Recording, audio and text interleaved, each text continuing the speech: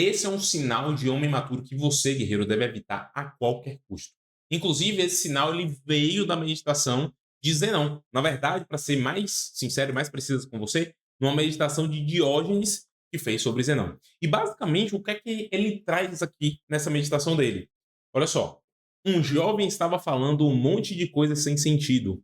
Então, Zenão disse a ele: é por esse motivo que nós temos duas orelhas e apenas uma boca, para que possamos ouvir mais e falar menos. Guerreiro, deixa eu te falar. Não há sabedoria maior do que essa aqui. Ah, se você está falando demais, escutando menos do que você deveria, isso é um grande sinal de maturidade emocional. E você deve abandonar isso o quanto antes. O homem maduro, o homem provedor, o homem sábio é aquele homem que ele escuta, interpreta aquilo que está acontecendo ao seu redor e toma as melhores decisões. O homem maduro é aquele que fala, que age sem pensar. Ou seja, ele não quer saber o melhor resultado daquilo, ele simplesmente quer reagir às situações.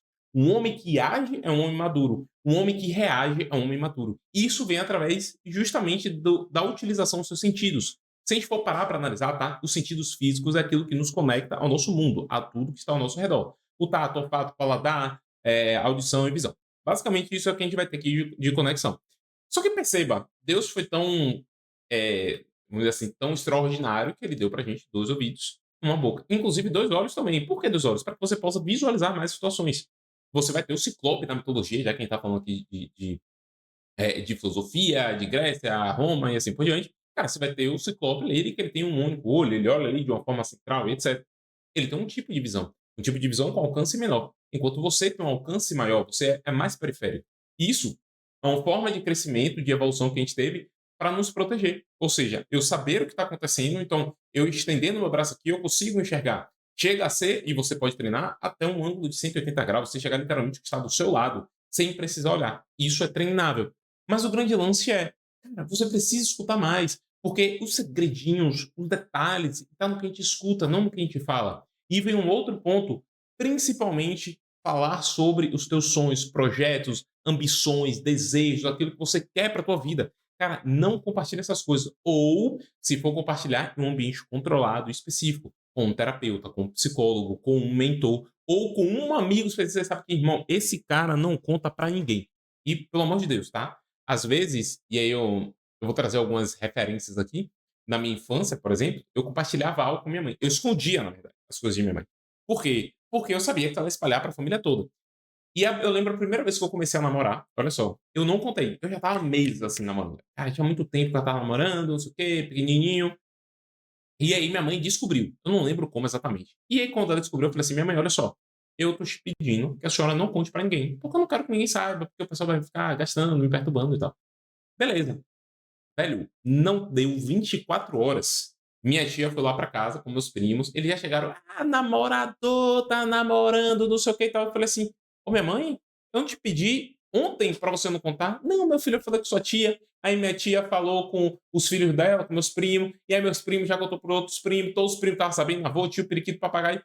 Assim, cara, era uma coisa simples ali. Então imagina quando você conta um projeto seu pra alguém e aquela pessoa ela não quer que você tenha sucesso. Cara, ela vai pensar no que você disse, vai jogar contra, irmão. Ela vai trazer toda aquela energia, e aí eu vou trazer aqui com potência mesmo. Toda aquela energia de pensamento negativo, irmão, e vai jogar dentro de você. Cara, esse cara é maluco. Ele tá pensando nisso, isso vai dar errado. Isso vai dar certo. Que nada. Ele tá pensando que a vida é o quê? Que a vida é brincadeira? Ele tá pensando que ele é quem? Que ele pode fazer isso, que ele pode construir isso. Não, ele não pode não, não. Inclusive, onde é que ele mora? Ele acha que é melhor que os outros? Cara, as pessoas vão ficar massacrando. Porque deixa eu te falar a verdade.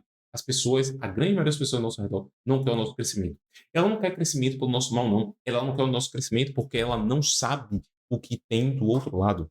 Ela tem medo do desconhecido. Nós, seres humanos, possuímos muitos medos, mas um dos maiores que nós temos é do desconhecido. Inclusive, esse é a base do medo da morte. Você não sabe o que vai acontecer. Aquelas pessoas que acreditam na vida eterna, e aí entra a religião aqui com força, não estou falando se é certo ou errado, não é esse o ponto, nem qual é a religião, nem nada do tipo, mas isso é uma base muito forte da religião, porque a religião ela trabalha muito sobre a morte. Você pode pegar em todos os históricos, inclusive ler o livro, o mito, como é? O Herói de Mil Faces, de Joseph Campbell. Você pode pegar, ele fala sobre aspectos que é muito relatado sobre a morte. O cristianismo fala, no Antigo Egito falava, na Roma falava, na Grécia falava. Meu irmão, na Babilônia falava, Mesopotâmia, tudo que você for olhar, os caras falam sobre a morte, do que é a vida após a morte, do que era a vida quando isso aqui acabar. Por quê? Porque é o desconhecido. Não existe maior desconhecido que isso. Porque as pessoas têm medo do escuro? Porque é o desconhecido. Porque as pessoas têm medo de tomar uma decisão porque não sabem a consequência. Este é o grande lance. E aí vem um ponto. Se a pessoa ela gosta de você, às vezes ela não quer que você não tenha sucesso porque ela quer te manter preso naquela situação. Ela não quer porque ela não sabe o que pode acontecer com você. E isso acontece muito, a gente pode trazer sobre essa ascensão financeira. As pessoas acham que se você, aí pode ter você com você mesmo, tá? E outras pessoas com você que é. Se eu crescer profissionalmente, se eu fazer mais dinheiro, eu vou me distanciar da minha família. E aí você acaba não crescendo. É um processo de autossabotagem. Porque na tua infância, provavelmente, você escutou que algum parente seu cresceu profissionalmente, fez muito dinheiro e ele acabou se distanciando da família. E fala assim, tá vendo? Essas pessoas quando ficam ricas, ficam metidas.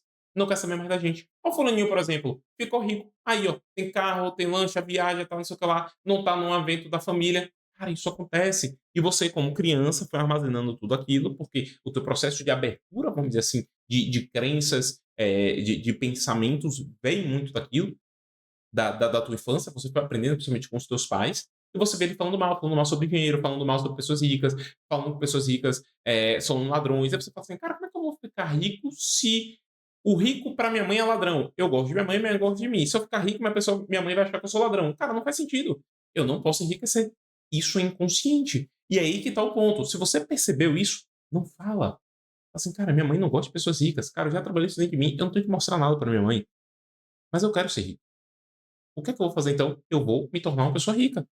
E eu não vou contar nada pra minha mãe. Quando eu for rico, a gente alinha as coisas. Mas eu não posso. Ah, porque você fez isso, etc. E deixa eu te falar. É bem provável que quando você chegue lá, ela mude a crença dela. Porque ela tem esta crença, sua mãe, seu pai, um parente, familiar, enfim. Ela tem essa crença com base nas experiências que ela viveu.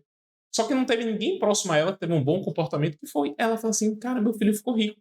E eu que eduquei meu filho. Eu fiz meu filho crescer. E ele chegou lá. Cara, e ele não é uma pessoa ruim. E ele não é uma pessoa que tá roubando os outros. Cara, então talvez nem todo rico seja realmente ladrão, uma pessoa ruim. Olha só, por quê? Por causa do meu filho.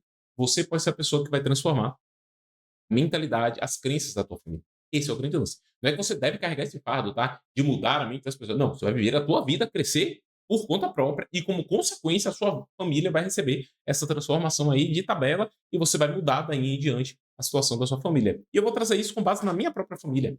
Meu pai, por exemplo, dentro da família do meu pai, ele teve uma maior ascensão financeira, vamos dizer assim. Meu pai veio de uma família, não vou dizer pobre, tá? Mas, assim, na infância dele as situações não eram tão boas, vamos dizer assim, tão favoráveis.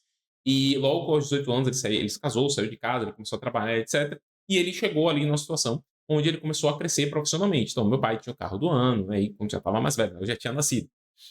Meu pai tinha, vamos dizer assim, o carro do ano, meu pai tinha uma casa de praia, meu pai chegou um tempo e era gastado isso no meu colégio, meu pai tinha uma lancha, e assim por diante. Beleza. Só que eu percebia nessa situação que os meus irmãos começaram a ter o mesmo movimento. Os meus irmãos ali, quando meu pai, eu sou o caçula, né? Eu tenho 31 agora. Meus irmãos mais velhos são os primeiros filhos de meu pai, vão fazer 50. Então a diferença é de 20 anos aqui, em média. Então, porra, tem um tempo muito grande, é quase minha vida de diferença. O que aconteceu? Meus irmãos, quando meu pai estava na ascensão, meu pai não estava ali no 100%, né? Eles passaram algumas dificuldades, vamos dizer assim. É, e eles começaram a buscar a mesma coisa, saíram de casa cedo, ali com 18 anos, começaram a correr atrás e os dois são bem financeiramente, bem sucedidos financeiramente, muito bem sucedidos financeiramente, vamos dizer assim. E eu comecei a ter um movimento parecido. Oh, bem financeiramente, está vibrando aqui, hein, a riqueza. E eu comecei a ter o mesmo movimento, agora de forma negativa. Eu queria fugir do meu pai, das crenças que meu pai tinha, do comportamento que ele tinha. Ou seja, eu tinha um impulso negativo para conquistar algo positivo. E isso é ruim. Isso é uma merda. Por quê? Porque você não consegue aproveitar a sua prosperidade, a tua abundância, a tua riqueza, se você tem como motivação algo ruim. E eu já falei isso aqui em outro vídeo no canal, tá? Posso compartilhar aqui com você. O grande lance é, você precisa ter uma motivação positiva, ou algo que não seja necessariamente negativo, pode ser algo neutro. Mas, porra, contra. E eu desenvolvi isso, eu queria a todo custo sair de casa, morar fora, eu não queria morar com meu pai. Tô com 16 anos, já estava buscando lugar para alugar e etc. Aí eu queria sair, comecei a trabalhar com 16 anos com meu irmão, ganhando ali 200, 300 reais no mês. Depois, com 20 anos, aí eu busquei estágio, ganhando, fazia meu dinheiro, comprava minhas coisas, começava a pagar minhas contas. Lá com meus 20 anos, comecei a trabalhar com meu irmão, aí comecei a pagar mais contas, não sei o que e tal. E fui crescendo e eu comecei a assumir as responsabilidades. Hoje, graças a Deus, eu tenho uma boa qualidade de vida. Não sou rico ainda, não sou multimilionário, nada do tipo, cara, mas eu tenho uma boa qualidade de vida. E eu tô percebendo que tá nessa ascensão, nesse crescimento. Obviamente, possui picos, possui vales, isso faz parte da vida cíclica, como a gente conhece a partir dos princípios herméticos. São leis da vida, você não tem para onde fugir. Sua empresa vai ter picos e vai ter vales, faz parte. Sua vida, teu relacionamento vai ter picos, vai ter vales. Sua vida vai ter isso. Então, assim, eu percebo que estou num processo de crescimento, de ascensão, dentro de todo esse aprendizado. Mas essa transformação, vamos dizer assim, veio através do movimento de meu pai, que decidiu fazer um padrão diferente do que acontecia na família dele. E isso vem perpetuando. Então, bem provável que os filhos dos meus irmãos, minhas filhas também, e aí teve a união com a Jo, tem, obviamente, sempre tem o lado do parceiro conecta, há esse distanciamento. Mas quantas vezes na minha vida, minha mãe ela veio muito do concurso, meu pai ele não era concursado, eu era concursado, não lembro exatamente. Ele trabalhava na Petrobras, na FEBEM, que hoje não existe mais, né, fechou. E eles tinham uma mentalidade. E meu pai não se conectou muito, tipo assim, cara, o que eu vou fazer, deixar de fazer, tá? Ele sempre deixou meio aberto isso. Minha mãe, ela sempre teve muito assim, meu filho, você tem que buscar segurança. Meu filho, você tem que passar no concurso público. E toda vez que eu trazia para minha mãe uma ideia, e aí conecta, fica aqui fixo, tá? A gente tá falando sobre escutar mais e falar menos, escutar mais e falar menos. O que é que eu estava escutando ali de minha mãe? Cara, minha mãe quer dizer o que eu tenho que fazer. Minha mãe ela não fala especificamente a faculdade, mas ela dizia que, meu filho, faça um concurso, porque num concurso você tem a segurança. Inclusive, você pode fazer outras coisas depois, mas tem um concurso, porque vai pingar os 10 mil, 15 mil, 20 mil, 30 mil, não sei qual concurso você vai fazer, mas faça o concurso. Por quê? Na infância dela, ela foi alimentada com isso. Toda vez que eu trazia uma ideia para ela assim, mãe, então, cara, eu pensei em abrir um negócio. Ela fala assim, meu filho, mas então, negócio é algo tão instável, pode acontecer problema, como é que você vai pagar as contas, etc. E eu comecei a parar de falar isso com ele. E eu simplesmente fui lá e abri minha primeira empresa. Obviamente, meu pai me ajudou, né? Ó, meu pai, olha só, abri uma empresa aqui e tal, acho que vou precisar de uma ajuda do senhor, se o negócio apertar. Eu pedi isso, e aí, quando eu precisava de fato, eu pedia. Né? Não era com base nisso, mas o ponto foi, eu tomei minha ação e depois eu fui meio que pedir ajuda quando eu precisava. Naquela situação, mas sempre me apertando para eu poder resolver o meu BO. O grande lance era, toda vez que eu trazia algo diferente, as pessoas me impediam. E aí eu percebi assim, falei, cara, vamos parar de falar sobre isso? E aí eu trabalhei com meu irmão, né? Esse meu irmão que eu falei e tal, meu irmão mais velho. E, cara, foi muito bom a experiência como empreendedor, extraordinária, treinamento de equipe, vendas, cara, de tudo, atendimento ao cliente, cara, tudo, aprendi muita coisa lá, foi extraordinário, muita coisa que eu aplico hoje veio dessa base aí dele. Só que eu comecei a sentir que eu queria me tornar um terapeuta. Eu queria ajudar homens, na época não era bem definido para homens, mas que eu queria ajudar as pessoas através dos conhecimentos que eu tinha, estava aplicando na minha vida. E eu comecei a me estruturar para fazer essa transição. Eu não contei para ninguém. E todo dia eu escutava minha mãe: "Meu filho, então, é bom você fazer um concurso". Meu pai falava assim: "Cara, e aí? Vai crescer, vai fazer outra coisa, o que é que você vai fazer?". E eu, ó, ali montando minhas estratégias, juntando meu dinheiro, me organizando, e eu fiz essa transição financeira. O que é que eu tô querendo trazer aqui para você? Cara, pare de contar os seus sonhos, porque as pessoas não sabem o que passa dentro de você, e elas vão querer impor o que é a realidade delas, as experiências de vida delas. Passe a escutar, inclusive, o que as pessoas dizem para você saber exatamente o que você pode conversar com elas. Se ela tem uma mentalidade de escassez, cara, não comenta nada sobre prosperidade e abundância no sentido de sua vida, porque ela vai querer trazer a escassez dela para sua vida. Só que ela não quer isso na intenção de lhe prejudicar, ela quer lhe proteger. E esse é o grande mal dos sabotadores que a gente tem com base na inteligência positiva de Artemini. Por quê? Porque ele fala que dentro do nosso cérebro, dentro da nossa mente, nós possuímos 10 sabotadores, sendo que o líder deles é o crítico. O crítico ele atua de três formas: criticar a si mesmo, criticar os outros e as circunstâncias. E a gente já sabe, aqui com base que eu trago com vocês, que no estoicismo a gente olha para duas coisas.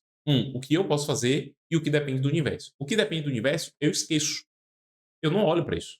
Eu foco naquilo que eu posso resolver. Tem um problema. O que eu posso fazer com o que eu tenho agora disponível? Isso aqui. Se eu não tenho um recurso disponível, o que eu posso fazer para ter esse recurso para resolver isso? Sempre para mim. E isso é um processo de autorresponsabilidade, e mais uma vez para você, maturidade emocional. Você, como homem, deve ter, você é obrigado, eu lamento me dizer dessa forma, se machucou aí, mas você é obrigado a ter maturidade emocional, principalmente por conta da tua família. Porque o resultado que vai ter a partir do que vai acontecer, do crescimento dos teus filhos, do movimento ali, do teu relacionamento, é com base na tua maturidade. O homem é a cabeça da casa. Eu não sei o que você acredita, não sei o que você pensa, não sei em que mundo você vive, e hoje as coisas estão mudando, cada um pensa de uma forma diferente, de um modelo diferente, mas, cara, essa é a realidade. Pode ver que famílias sólidas, consolidadas, crescimento vem com base em um homem. Ah, Daniel, isso quer dizer que a mulher então tem importância? Não, muito pelo contrário, tem muita importância. Mas a mulher ela só se posiciona no lugar dela de mulher, de sabedoria dentro da casa, e isso não quer dizer que é atrás do fogão, nem na pia, nem varrendo no chão, pelo amor de Deus. Não tem nada a ver sobre isso.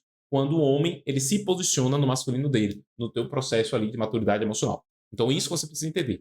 Ah, sua mulher não está posicionada, então existe um posicionamento seu aqui equivocado que você precisa trabalhar dentro disso, que muito provavelmente está associado à imaturidade emocional. E aí vem um grande lance. Às vezes, nem para tua mulher você deve contar. Cara, nem para tua mulher, porque a tua mulher ela também quer te proteger. E aí você pega esses sabotadores e pensa que ela tem ali um insistente, ela quer tudo perfeitinho. E aí você fala assim, amor, olha só, eu tenho um projeto, e a tua esposa, tua mulher, pode ser namorada ou não, tá? É, amor, eu tenho um projeto e o projeto é assim, assim, assim. Tá bom, mas deixa eu te perguntar aqui, e como é que você vai vender? Cara, então, amor, eu não vi ainda o processo de venda. Pô, amor, como é que você vai abrir um projeto? Não, esse negócio vai dar errado. Não, mas amor, eu tenho uma ideia, eu vou botar, depois eu vou ajustando. Não, isso vai dar errado, não faça isso não. Ela já jogou água, irmão, na tua bebida, vamos dizer assim, né? Não sei porque eu trouxe nem esse exemplo. Mas, cara, ela jogou água no teu projeto. Já foi. Você vai ficar pensando aqui, toda vez que você fizer e ela olhar, ela vai falar assim, cara, para de fazer isso, porque vai dar merda, vai dar ruim. E você vai ter que combater não só o desafio de você construir aquele projeto do zero, como você também vai ter que ficar sempre mostrando para tua mulher aquilo. Perceba, faz o projeto e apresenta assim, ó, vou lhe ensinar, regra de ouro aqui. Amor, olha só, eu tinha pensado em realizar um projeto sobre isso, isso e isso. E aí eu já comecei a fazer alguns testes aqui, cara, e tá dando super certo. Cara, eu tô gostando muito. Eu já organizei algumas coisas, obviamente tem alguns pontos para organizar. E assim, tem um potencial de crescimento enorme, eu tô vendo aqui, etc. Tem alguns pontos para alinhar. Inclusive, eu queria saber sua opinião. Eu queria o seu direcionamento quanto a isso. Eu pensei em fazer isso ou aquilo. O que você acha? Escuta a sabedoria. Amor, olha só, eu acho que se você fizer isso, talvez isso. Se fizer isso aqui, vai ter esse resultado. Não sei. Tal. Usa a sabedoria da mulher. Toma a tua decisão, faz. Obviamente, se você vai tomar uma decisão que depende do dinheiro, o dinheiro é da família, e aí as pessoas vão ter que parar de comer na sua casa, você vai ter que comunicar. Pelo amor de Deus. Mas, cara, não vai impactar a vida de ninguém negativamente. Todo mundo vai viver da mesma vida, todo mundo vai ter o seu lazer, todo mundo vai ter o teu alimento, a tua escola, a tua saúde. Cara, tudo tá funcionando perfeito. Cara, faz o seu projeto, depois mostra. Inclusive, você pode falar assim, pô, amor, iniciei um projeto e deu ruim. Cara, acho que eu vou tentar um outro projeto aqui, não sei, tô pensando ainda. Ah, beleza. Não compartilha e escuta, porque às vezes nas entrelinhas a gente descobre muita coisa. E eu vou para um outro lado, tá? Aqui a gente está falando muito do revelar sonhos, segredos, desejos e assim por diante. Mas existe um outro lado também dessa moeda que é sobre o aprendizado. E é mais uma situação onde você deve falar menos e escutar mais.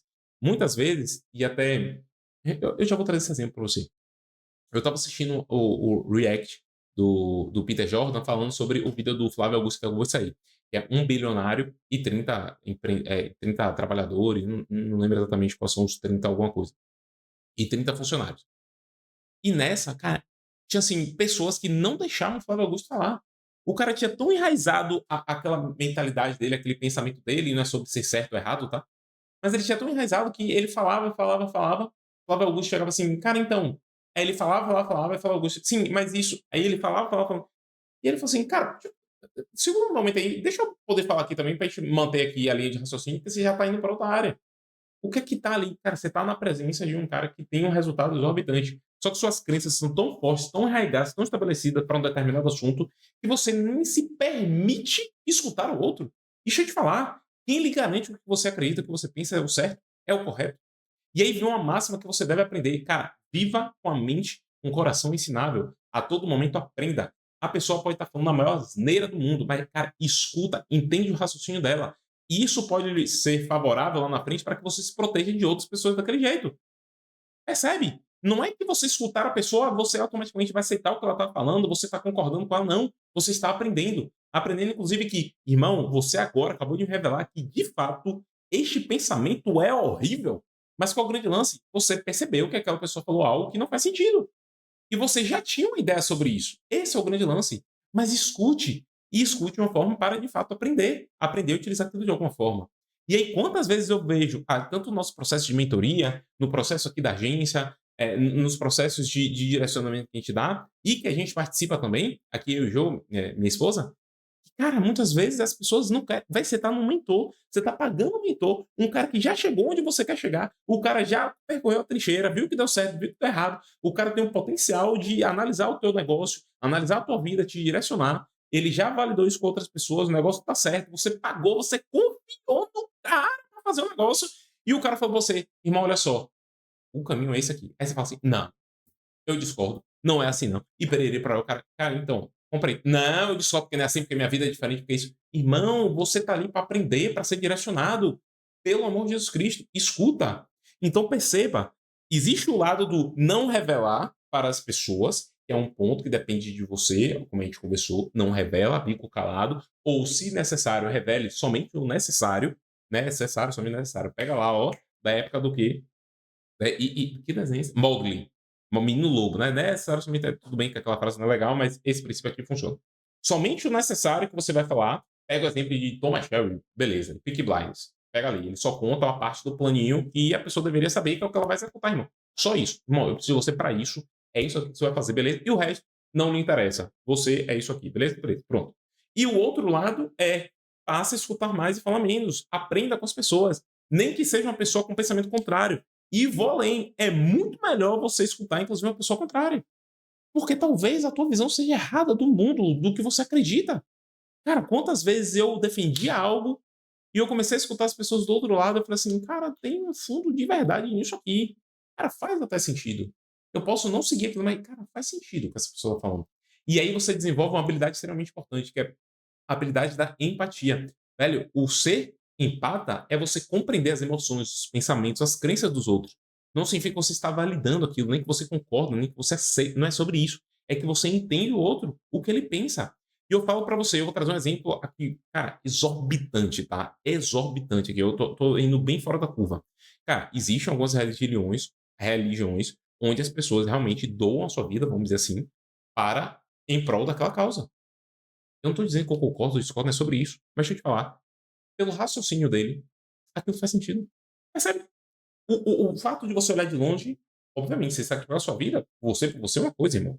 Agora, você, em detrimento de outras também, já é outros 500. Mas se você pega o racional do que ele traz, de causa ali, do porquê ele está fazendo aquilo, meu irmão, para ele aquilo ali é a coisa mais extraordinária do mundo. Por isso que ele faz aquilo. Porque para ele aquilo tem uma recompensa infinita, por isso que ele faz. Obviamente que ele está fazendo algo negativo para os outros. Eu não estou defendendo isso aqui, pelo amor de Deus, tá? O que eu estou falando é, cara, comece a enxergar o outro e entender por que ele está falando aquilo. Cara, por que aquela pessoa ela se posiciona daquela forma, porque ela pensa daquela forma, porque ela age daquela forma. A partir daí você consegue tanto olhar para você mesmo, ter essa empatia com você, inclusive compreender o porquê a pessoa tem um resultado ou tem aquele comportamento. E a gente tenta não escutar os outros. A gente está muito focado em escutar nós mesmos. E aí, quantas vezes, e eu quero que você reflita sobre isso, você já entrou numa conversa pensando em ganhar aquela discussão, pensando em provar que a sua forma de pensar, as suas crenças são melhores, maiores ou mais verdadeiras do que a do outro, e você nem parou para escutar quando dizia, enquanto o outro estava falando com você já estava pensando na sua resposta diante do que você vai falar para o outro. Cara, para com isso, porque deixa eu te falar, se você tem esse padrão, pode ser um padrão no seu trabalho, ok, pode ser esse padrão com uma pessoa desconhecida, ok, mas isso pode ser na tua casa, isso pode ter com seus pais, isso pode ter com a tua esposa, namorada, isso pode ser com seus filhos. Você não quer escutar eles, você quer retrucar e dizer, eu tenho a verdade. Deixa eu te falar, ninguém aqui tem a verdade. A gente não sabe o que é a verdade. Ninguém sabe. O único que sabe a verdade é o Criador, é Deus, né? É a natureza. A gente tem o nosso ponto de vista. E comece a olhar para isso. Cara, tudo é um ponto de vista. Não existe verdade absoluta. A forma com aquela pessoa enxerga é com base no que ela acreditou. Eu posso direcionar ela, obviamente, através do meu pensamento. E aí vem o estoicismo, a filosofia trabalhando nesse ponto. Ele não tenta impor nada para o outro. Ele simplesmente traz o que faz sentido para ele. Eu não estou querendo impor nada aqui. Eu estou lhe trazendo algo que faz sentido. Cara, se você vai acreditar ou não, não depende de mim. Depende único e exclusivamente de você. Se você vai aplicar isso na sua vida, não depende de mim. Depende único e exclusivamente de você. O resultado que você vai colher disso não depende de mim. Depende único e exclusivamente de você. A gente tenta terceirizar muito as nossas ações, os nossos resultados para os outros, mas deixa eu te falar. A sua vida, o teu resultado, onde você está, depende único e exclusivamente de você. Inclusive, com base nisso, eu queria te fazer uma coisa. Se você provavelmente não escuta o quanto deveria, ou você não consegue tomar decisões sábias a partir do que está acontecendo na tua vida, isso é um sinal de que os sabotadores estão dominando as tuas ações, os teus comportamentos. Sabotadores, segundo a inteligência positiva, como a gente falou, são aquelas vozes que habitam na nossa mente e que elas começam a se posicionar para quê? Para que elas nos protejam. Pelo menos é isso que eles contam, mas isso é uma mentira. Ou seja, se manter como vítima, dizer que os outros estão contra você, que ninguém te ajuda, que o universo, Deus está punindo você próprio que você fez, cara, a gente fala isso é uma falácia. é uma proteção para justificar você estar onde você está. Para com isso. Se você acredita que as coisas precisam ser perfeitas, que você não está pronto, que você não tem o suficiente, que este não é o momento, isso é uma falácia. Primeiro, do sabotador vítima. Esse segundo, do insistente. O que é que você precisa fazer? Entender qual sabotador está ativado hoje e você ativar e despertar uma potência máxima do teu sábio, a tua consciência. E como é que você vai fazer isso, tá? A partir de uma análise de perfil dos seus sabotadores internos, clicando no link que está aqui na descrição, para que você vai receber esse resultado. Inclusive, a gente vai sentar num a um para te dar um direcionamento do que você pode fazer para ativar o teu sábio e eliminar de uma vez por todas, controlar, assumir o domínio dos seus sabotadores. Fechado? Então, clica no link, faz a aplicação, faz a tua análise para receber o resultado do seu direcionamento. E a gente se vê amanhã no nosso próximo vídeo, guerreiro. Grande abraço.